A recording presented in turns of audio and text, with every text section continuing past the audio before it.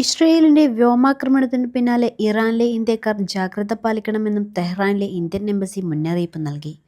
പ്രാദേശിക അധികൃതർ നൽകുന്ന സുരക്ഷാ നിർദ്ദേശങ്ങൾ പാലിക്കണം, അനാവശ്യമായി പുറത്തിറങ്ങരുത്, എംബസി നൽകുന്ന അപ്ഡേറ്റുകൾ ഫോളോ ചെയ്യണമെന്നും ഇന്ത്യൻ എംബസി എക്സിൽ കുറിച്ചു. വെള്ളിയാഴ്ച പുലർച്ചെയാണ് തെഹ്റാനിലെ ആണവ കേന്ദ്രം ലക്ഷ്യമിട്ട് ഇസ്രയേൽ വ്യോമാക്രമണം നടത്തിയത്. ഇറാനു നേരെ സൈനിക നടപടി ആരംഭിച്ചതായി ഇസ്രയേലിയൻ പ്രധാനമന്ത്രി ബിന്യാമിൻ നെതന്യാഹു അറിയിച്ചു.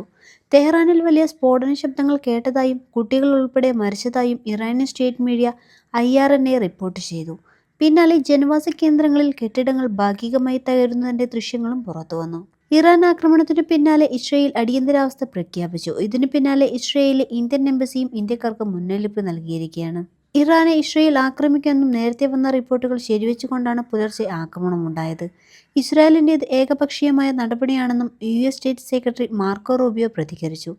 US പ്രസിഡന്റ് ഡൊണാൾഡ് ട്രംപ് വെള്ളിയാഴ്ച രാവിലെ ദേശീയ സുരക്ഷാ കൗൺസിലിന്റെ അടിയന്തര യോഗം വിളിച്ചു ചേർത്തിട്ടുണ്ട്.